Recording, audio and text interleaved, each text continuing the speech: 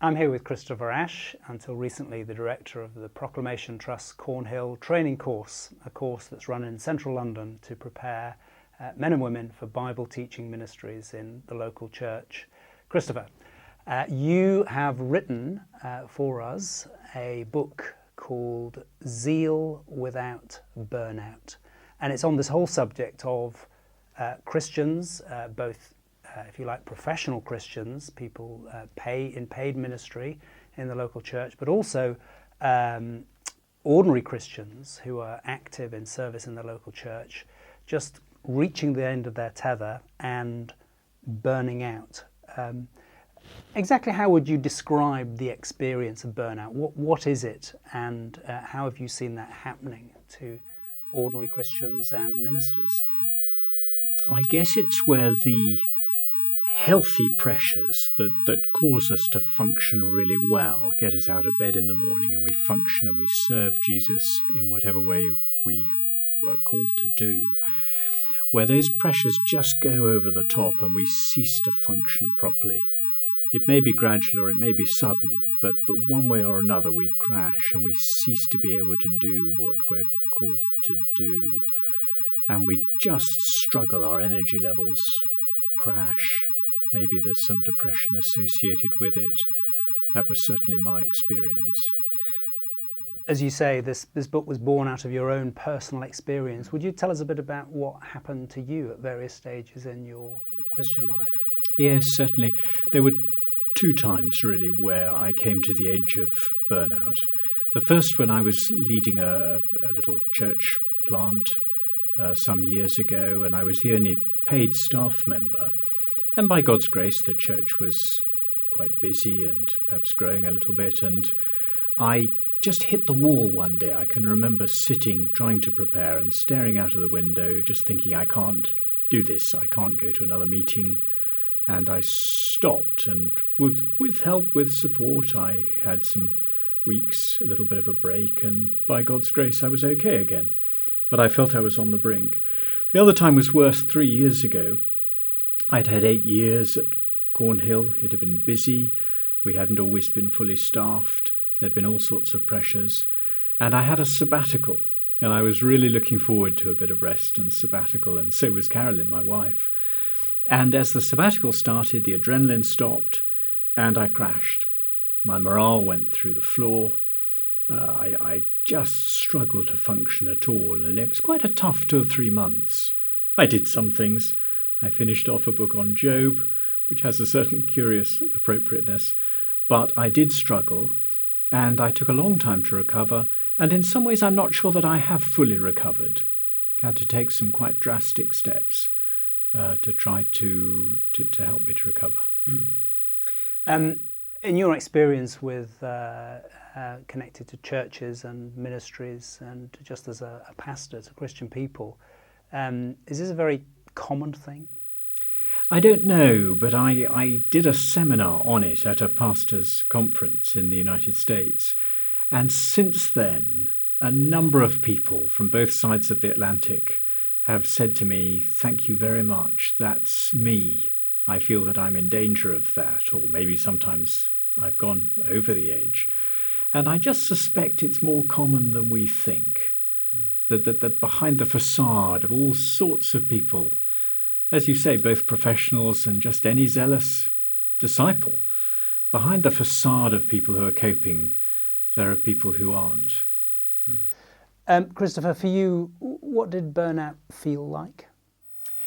It felt like energy levels going right down, struggled to get out of bed in the morning, sat at a desk staring into space, struggling to have any motivation to do anything, very low morale, struggling to relate to other people. And other people talk about lack of sleep or lack of ability to kind of focus. Were those things that affected you? Or? Yes, they were. So sleep patterns, very broken. I would typically go to sleep and then wake after 3-4 hours, perhaps not be able to sleep again. And lack of focus, yes, very hard if I had to prepare something or try to write something. really struggled with that. And how did your burnout affect those around you? Well, I suppose Carolyn, my wife, bore the brunt of it and has been wonderfully supportive, but not much fun for her. The ways in which I would normally love and cherish and care for her and be a friend and be fun and all the sorts of things that, you know, at best in married life make it a great thing. There wasn't much of that. What were the steps that led to you kind of recovering or coming back from irrevocable burnout? I guess that's a possibility, isn't it? Partly reducing my workload. So my colleagues, when I went back to work, picked up more than they would have done before and did that generously and sacrificially, really. That was a real help. Making sure I had a little bit more by way of breaks. Ultimately, in moving out of the pressure cooker of central London and leaving the relentless pressures of that particular ministry into a life where I can rejoin a tennis club and breathe and just cope a bit better. Tell us some of the more helpful advice you were given during your downtime. A very kind Christian family doctor who was experienced in psychiatric things gave me a lot of time. And one of the things he said, which ought to be blindingly obvious, but hadn't been, he said, Christopher, ask yourself, what are the kinds of things that energize you, that stir you up and get you going? And what are the kinds of things that drain you and sap you? And he said, it'll depend on your personality, which those things are, but you'll know, and I do. And then he said, insofar as it's in your power, try and make sure that in your normal life there is enough that energizes you. We're not going to be able to avoid the things that sap us, are we? No. That's the nature of Christian work, of any job, actually. Yes. But hunting for the things that energize us. Yes, and knowing the things that will sap. So it's partly self-knowledge that I should be able, very often I can see with something in the diary, I know that will sap me. It's good to do, I must do it. But it will sap me and I'll need recovery time. Are you still affected, do you think, by burnout or having been that close to burnout? Yes, I think I am. Yes, it's partly that I'm older than I was, and so my energy levels would naturally be less high. But I think I am affected. Yes, my sleep still varies. By God's grace, I think my wife is getting me back. But I am still affected. I thought I had got better more quickly than I had. And then I had repeated episodes of exhaustion and some depression. It's a kind of truism, isn't it, that some people who aren't in ministry, perhaps many of a minister's congregation, kind of tend to look at a minister and think, well, he's 6 days invisible and 1 day incomprehensible. I know that Christian ministers work extremely hard. What are some of the things that you are involved in that as a minister on a day-to-day basis that are responsible for pressure and draining you and really push the anxiety levels into the danger area? I guess it varies from person to person. For me, it was the relentlessness of interrupted days in which it was very hard to do any sustained thinking and preparation. But in addition, there's the fact that people are so draining. I include myself. We want to care for people. That's what we're about. But people are draining. We're all draining. And so that kind of investment in people, I mean, even the Lord Jesus felt power sapping from him when the woman touched him. And if he did, how much more with us? The thing you attack in this book is, there are lots of books and websites and organisations that talk about the way churches can, actually some churches very badly treat and deal with their ministers. But your book is specifically about the internal pressure of someone who is hungry to serve Christ, and it's this very hunger to serve Jesus which is actually becomes the downfall. Do you want to make a? I haven't thought of a question that goes with that observation, but do you want to make a comment about that? Yes, it's this strange, the human heart's so deceitful, isn't it? There's such a fine line between wanting to do something out of zeal for Jesus and wanting to do something so that other people will see how zealous I am for Jesus. It's very difficult, isn't it? You know, I ask myself, what is my motivation for something? I wish I knew. But it's always that strange ambiguity. I want to be zealous for Jesus, but I would quite like you to see how zealous I am for Jesus. In the book, you identify one, you call it a neglected biblical truth. What is that truth, and why is it that it's neglected? The truth I've homed in on is that you and I are dust. In our embodied state, in this age, we are dust. We're created from dust. One day God, our Creator, will say, return to dust. And on that day we will return to dust. And I guess we hate that frailty and fragility because we believe the devil's lie when he said in Genesis 3, you can be like God. And I would love to think that I can be like God, or at least a demigod. I guess that's why we're so reluctant to believe it. And it's because we ignore that. We think we are stronger than we are. We take on ourselves responsibilities and weights and burdens which are too great for us. Yes, I think so. And it's this irony that when I'm coping well, and by God's grace I'm strong and healthy, then the danger comes that I begin to think I can do anything. Christopher, how can a church burn its pastor out? If it sat down and thought, we want to destroy our minister, what are some of the things a church would consciously or unconsciously do to make that wish come true? I guess it comes under the umbrella of make quite sure that grace is not the atmosphere that's breathed in church life and in the expectations of a pastor.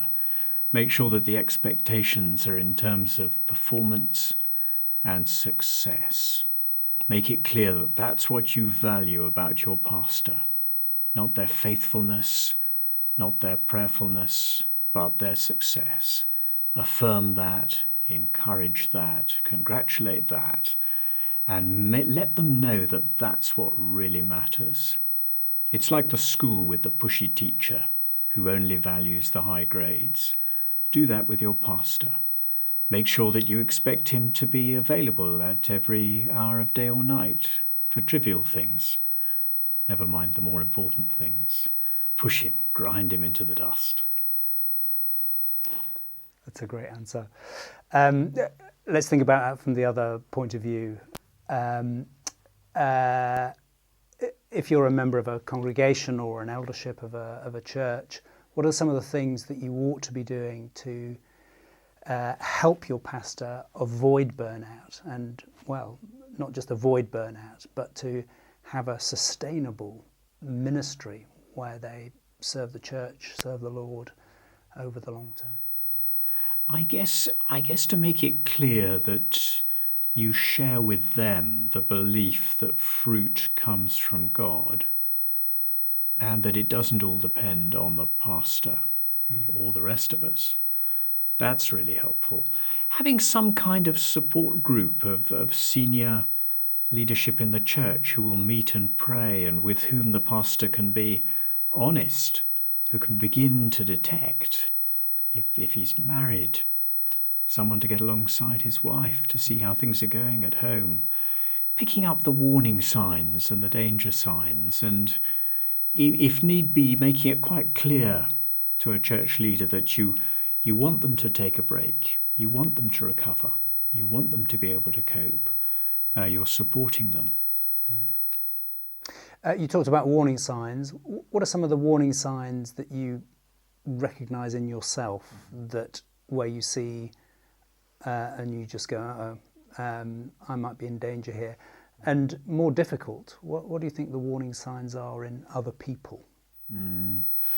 I guess you've mentioned one already, which is broken sleep patterns, when that becomes an endemic thing rather than an occasional thing. Exhaustion, low morale. If somebody's married, what's going on at the heart of marriage? Is that a healthy intimacy?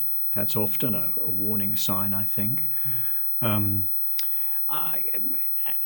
anxiety, the sort of the equivalent of writer's block, the preacher's block, somebody who just can't get past the block of preparing whatever it is they're meant to be preparing. That kind of thing can often be a symptom, I think. Having an unbalanced life. Is somebody getting exercise? Are they doing anything that will refresh them? Are they becoming a really boring person? I was becoming a really, really boring person. I'm still a boring person, but I'm trying to become marginally less boring. Must be a good thing. Christopher, you've been involved in training people for ministry. What would you say to a student, might be a young student, might be someone who's much older, who is sat there thinking, burnout, it could never happen to me. I'm strong, I'm motivated. It doesn't even figure in my imagination. Yes. I guess the principle is that those who think they stand need to take heed, lest they fall. But I think I would also say every year that goes past, you'll get a year older.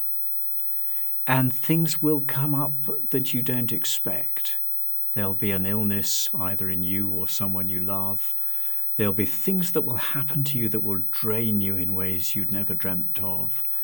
And if you think you are immortal, you are riding for a fall. I think there are times to speak quite straight with someone and to say, look, these Bible principles that I've tried to outline in the book are Bible principles for everyone. From your truth about us being dust, not your truth, but the Bible's truth about us being dust, you've flown from it 7 principles for us to think about in terms of our zeal, our work for the Lord, and the potential for burnout. Do you want to mention just a couple of those now? Sure. Sleep is one that we've touched on, that you and I need sleep. God doesn't need sleep. He never slumbers or sleeps, and we can be so grateful for that. He's always watching and guarding. But we do need sleep. And if we act as though we don't, we act as though we can just burn the candle at both ends, as the psalm puts it, eating the bread of anxious toil. That is arrogance. There are times when we can't help losing sleep, but there are times when we can, and when we're losing sleep out of arrogance or anxiety. And it's a mark of acting as though I didn't need it, but I do. Another one, I think, is friendship. I suspect many of us men are less good at friendship than some of our women friends, who often do friendship very, very well. They're open and honest with one another. They support one another. My guess is that many of us men need to work harder at it. I'm very bad at friendship. Vaughan Roberts' little book, True Friendship, has been a help to me in helping me to be intentional about friendship. I've restarted a prayer triplet and have really appreciated the context of honest accountability with other men. People in ministry find accountability and friendship kind of difficult. Is it particularly difficult when you're working in paid Christian ministry to be honest about these weaknesses, these failures, struggling with pressures like that? I don't know, really. I can't think why it should be, but I think sometimes it is. People want to put us on a pedestal. They want to think that we've got it all together. And there's something in us that wants them to put us on a pedestal, to make them feel that we've got it all together. And both of those things, their expectation and our enjoyment of their expectations, can cause us to be reluctant to be honest. We don't want always to be drawing attention to ourselves, but it should be no shock when someone in Christian leadership says, I've been under pressure and I'm in danger of drinking too much. Or I've been under pressure, I'm feeling the lure of pornography. Or I've been under pressure and I'm feeling that my temper is getting very frayed. It shouldn't be a cause of shock. People should just say, well, there, my pastor is a sinner just like me. And the pressures of life cause temptations to rise in one form or another. So I think it'd be good to encourage a church culture where we can be appropriately honest. Christopher, we're dust, but what's the flip side of that? The wonderful flip side of that is that God is God, and he is determined to build his kingdom. He's determined to put Jesus in charge of the world. He's determined to bring the gospel out. He's determined to bring people in from east and west, and he will do it. And that's wonderfully liberating, because it means that ultimately the whole gospel project of Jesus being acknowledged to be king does not depend upon us.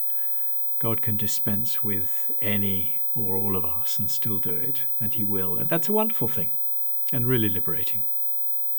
Christopher, what's your hope for this book as it's published? What are you hoping to see it achieve amongst Christians, and particularly perhaps amongst Christian ministers?